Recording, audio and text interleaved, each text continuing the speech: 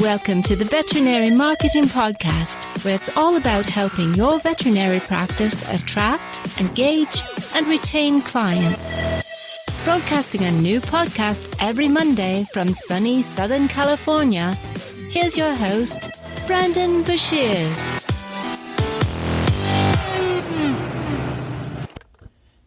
Hey there, everybody. Welcome to episode number 204 of the Veterinary Marketing Podcast. Hope you're having a wonderful day. Today, we are going to talk about analytics, why they're so important, and I hope that this doesn't seem like, oh, this is just a boring topic. I don't need to worry about analytics.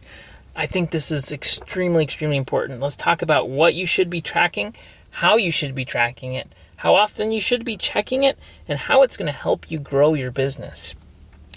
Before we jump into today's podcast, I want to mention a couple things. First, if you haven't done so already, be sure to subscribe in iTunes, Google Play, Spotify, wherever you get your podcast from. And if you could do me a huge favor, if you listen on Apple, be sure to leave a positive review if you enjoy the podcast. If you don't, if you think I could do something better, please send me an email. Let me know what you think. I always love hearing from listeners.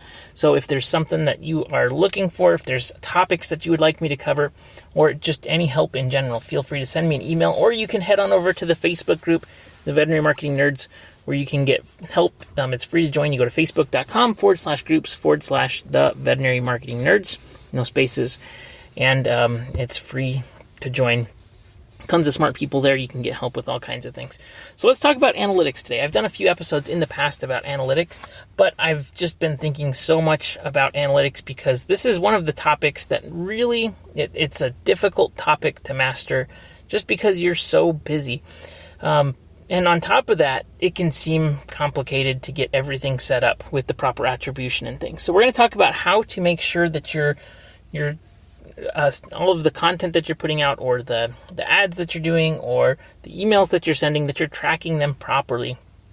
I'm going to tell you exactly how you should be tracking and monitoring these different pieces of your marketing puzzle. That way you can understand what's actually happening.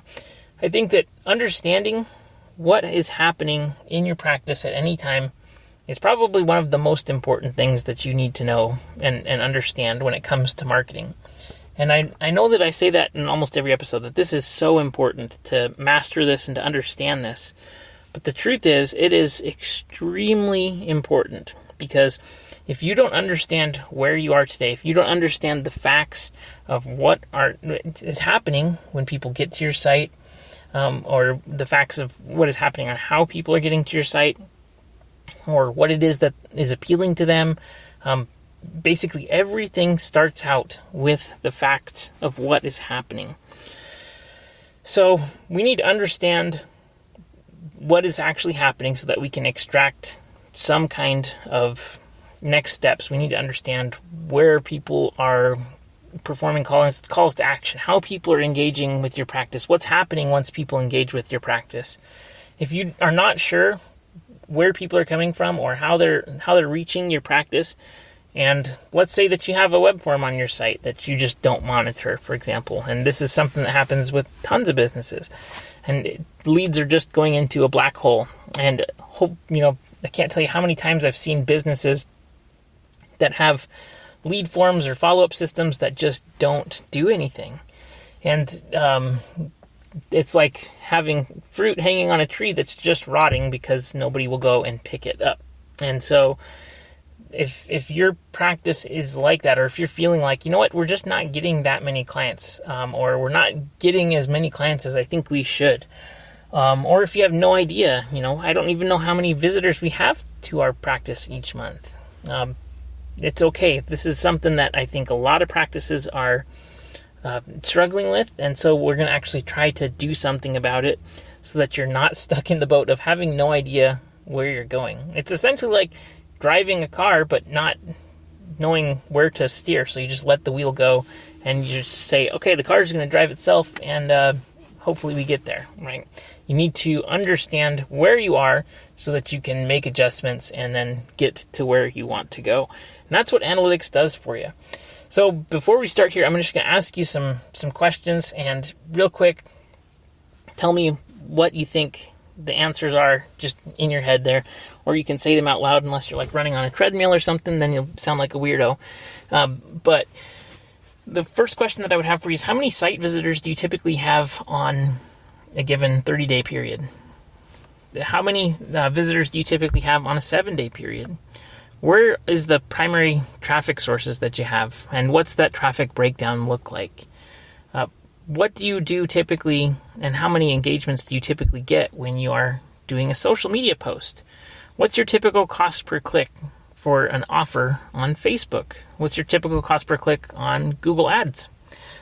What's your typical number of views that you get when you post a video on Facebook, YouTube, or Instagram? So if you are not familiar with these things off the top of your head, and I think there's a few others that are a little bit more important too, is like what's the percentage of traffic that's new visitors to your site? What's your bounce rate on your pages? And what's your average time on site? And so these are not very difficult questions to answer if you know where to look. But I think it's really, really important that you understand the answers to these questions, because it's going to tell you what you need to do to get more clients and to make sure that your practice stays healthy with a good amount of new clients coming in the door, because getting new clients coming in the door is really, really important. So first thing that I think that we need to talk about here is Google Analytics, because Google Analytics is extremely, extremely valuable, but it has so much kind of features and so much data to it that I think a lot of people can feel overwhelmed. And so when we're talking about Google Analytics, we need to set up probably dashboards, Google Data Studio, or if you have a company like Whisker Cloud, for example, they will build a dashboard for you. Now, the difference between dashboards and analytics is that you don't have to pull reports, and it will show you the results based on specific time periods that you set up, so that you can just click a link and look at it. And I think that the key to getting effective analytics on a regular basis is having a dashboard, because if you have to go in and you have to click through and you have to do multiple steps, chances are it's not going to get done. And this is why something like 70% of people who have Google Analytics on their site, and almost everybody gets it installed, but hardly anybody logs in to check on it. And I'd be interested to know, when was the last time you logged into your Google Analytics? Because it typically is something that people forget about, and then they go back and they look maybe once a year or something and say, oh, wow, that's interesting. And they just kind of look at it like, oh, that's interesting. And they look back on it and they're not really sure what to do. So once you have Google Analytics installed on your site, it's not a hard thing to do. I would suggest using Tag Manager to install your Google Analytics, because Tag Manager is awesome and it helps you to just connect all kinds of cool products. What you need to do is make sure that you have UTM tagging on your URLs that you're sending traffic from Facebook and Google and email. And if you're doing any kind of paid ads, really suggest UTM tracking. UTM codes are a little bit of code that goes after the URL string, which is like yourwebsite.com, and then it'll say $UTM, and then it'll have a code after that. And Google Analytics bought that about, I think, 8 years ago, so that they could use that to track the campaign, the medium, the source, things like that, so that you're able to really get clear on exactly where the traffic is coming from and how the traffic got there. So it's really, really important, I think. The next thing that I think is really, really important to have is just make sure that you're able to log into Google Analytics and then just at least check that it's working. The first time that you log into Google Analytics in a while, I think it's important to take a look. And what I like to do the first time that I'm logging into Google Analytics is I like to go back through and I like to take a look at probably 12-month time frames, if it's there, and as long as possible if it's not. And I'll look at just the general overview of traffic and kind of get an idea of what is the traffic doing. Is it going up, going down, or staying the same over time? So understanding where these different changes are coming from, what the benchmarks are, and what people are doing once they get on site is really helpful in making changes and determining where to go next. So, for example, I would make sure that the number of visitors is staying the same or going up. If it's going down, we need to figure out why it's going down. And so understanding that baseline will tell you what to do next. The next thing I'll look at is traffic by channel, which is telling us where the traffic is coming from. And so we can split that up and get better detail too, especially if we see troubled areas or something's working or something's not working. We can say, okay, it looks like our Google SEO is continuing to get new visitors. Month over month, it's increasing, so that's looking great. We want to make sure that that keeps going great. Whatever we're doing is likely working, and so we want to continue doing that. Or if we see that Google Ads is driving a lot of people, right, then we're continuing to improve and reduce our cost per click, which gives us more clicks and more visitors. And so, hey, this looks great. Let's keep this going. Or maybe we see that we turned off ads and had a huge tanking in traffic, and it just so it happens it corresponds with the number of clients coming in has been dropping for, a couple months now. When we understand these trends, we're able to then figure out what it is that is working or not working. So the thing that I think is really, really important is that you have a good grasp of that data. And so let's talk about the key points that I think you should be following. With Google Analytics, which that is especially relating to specifically how traffic is engaging with your site once it gets to your site. So it's where is it coming from, and then what happens when it gets there. On top of that data, we also need to have any kind of social media data that you have. So we have organic and we have paid. So we always think of organic and paid.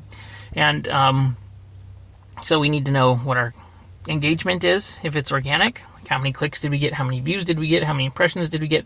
That's top level type things. And if we're doing ads, we need to also figure out how many clicks did we get, how many cost per clicks, what was our cost per view, those kinds of things. So depends on if you are paying for traffic or if you're just doing organic, but you're going to want to make sure that you're understanding those KPIs as it relates to your business, because it's going to obviously be different for everybody. So when we're thinking about the Google Analytics traffic KPIs that I like to track, and I think if you get too detailed and too granular, you're going to have probably a harder time with this. I'd say just pick 5 KPIs that you're going to track, 5 to 10 if you want to go kind of overboard. But I would say track total visits on site, track new visitors versus returning visitors, track traffic by channel, where these people are coming from, track time on site, and then track bounce rate. So those are 5 KPIs that I think are really worthwhile tracking. So number of visitors, this is pretty simple because it's the number of people coming to your site, and they're actually called sessions. So you have 2 different traffic metrics that you can measure. You could measure total users, or you could measure total sessions. So users are individuals who are coming to your site, and sessions are events that happen where a person comes back to the site. It's every unique visit to the site. So you could have 700 users, but you could have 900 sessions, and that would mean that somebody came back more than once. So session is every time a person, including the same person, comes back to the site. So I think tracking that data is important. The next thing is percentage of new users. You want new people finding your site, and you can break down on how people are finding your site by traffic by channel with new sessions. And so really pulling that out, I think, is important too, because it tells you where the majority of your new clients are coming from and what's working, especially if you're investing time or money in paid ads or social content or videos or whatever it is that you're doing. You want to make sure that that's actually working and driving traffic and it's moving the needle for your practice. That's how you're going to do it. You're going to see what kind of new traffic you have coming to the site and where they're coming from. The next thing that I think is important is bounce rate, because it tells you how many people are getting to a page and then leaving. And so its bounce rate is defined as a person visits the page and does not take any action. Now, you'll have some people that show up to a page and they'll be on a desktop computer and then they'll pick up their phone and call, and then they'll leave the website, and that would count as a bounce. So bounce rate isn't exactly a perfect science, but it does give you a general idea of people coming to a page. And then is there a call to action on the page? If there's no call to action on the page, your bounce rate is going to be very high. If there's a way for people to click a button or click a call button or take some action, that won't count as a bounce, and so it'll help people to take action. So that might be an important indicator that, hey, we should put calls to action on these pages so that people don't just leave without taking any action. We have all this great traffic. We want to make sure that we're capturing that. The next thing is time on site, and this tells you how much people are engaging with the page. I think this is really important because it tells how relevant the traffic is that you're sending. So if somebody is looking at a social post, for example, and they click on a website, and then let's say the site goes to just your general homepage, maybe it's the wrong place to send them. And so typically you're able to measure traffic quality by time on site, generally speaking here. So the longer somebody spends, the better chance you have at actually converting them. So those KPIs I think are super helpful, and it just lets you kind of get a good picture of the health of your practice.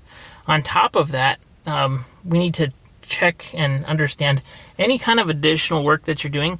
You should be tracking the results in that as well. And so what I mentioned with social, right, you're going to need to understand what the typical, I'd say you want to make sure you know what your typical reach is so that you'll know if posts are working or if they're not, what typical engagement looks like. So that's things like, okay, so we're going to do a Facebook post, and I know typically it'll get about 20 likes on it.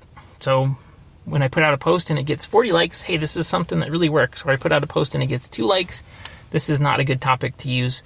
We should change it up next time. That gives you feedback that you're going to then be able to make decisions on. And then also click-through rates on that stuff. I really like Facebook's Creator Studio for all of these insights because it gives you good insights on how your social content is working.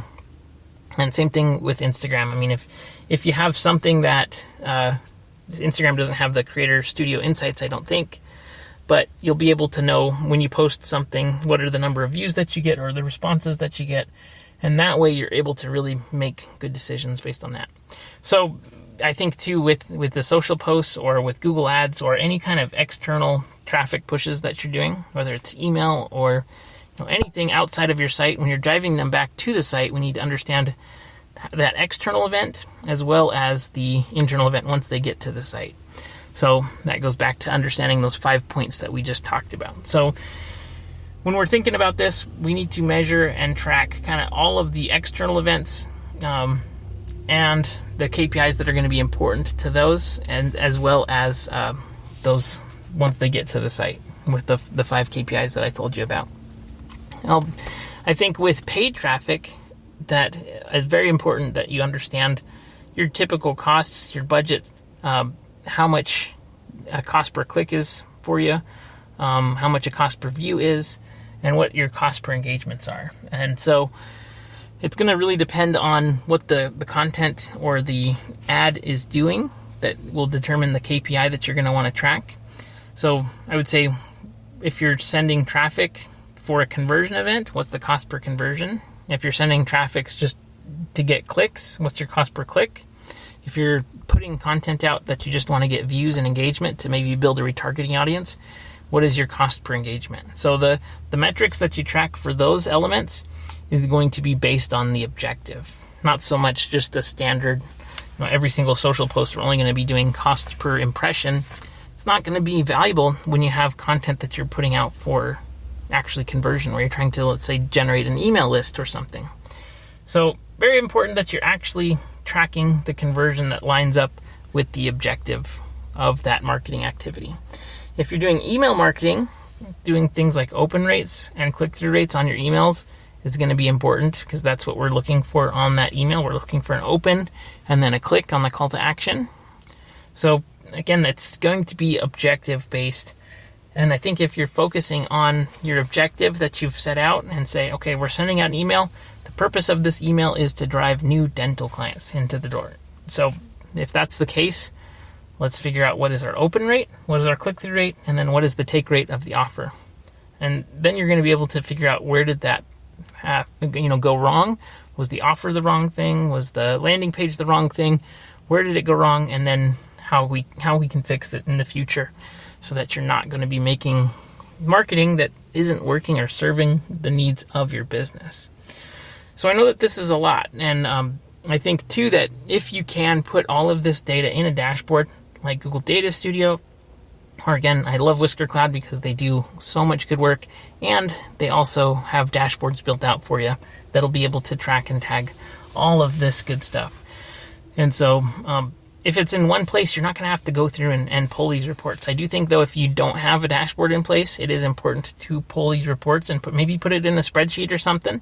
But force yourself, if you're putting time and effort and energy into marketing, and especially if you're paying for marketing, it's important to track all this so that you know what's working and that you're not just wasting money. It's kind of like gambling if you don't actually track it and figure out what your insights are so that you can make good decisions. So if you're just, spending $5, let's boost a post and spend $5, or let's just try to get impressions here, or let's just set up a Google Ads campaign and not really track it or measure it or check in on it. That kind of stuff is really difficult because you're just going to either end up being lucky or you're going to be throwing money away and you're not going to realize that it's not working. So I hope that this makes sense. If you need help with anything in particular, please don't hesitate to reach out, and I really appreciate you for listening. Again, if there's anything that I can do to help out, please reach out, and we'll see you on the next episode. Have a great day, everybody. Bye.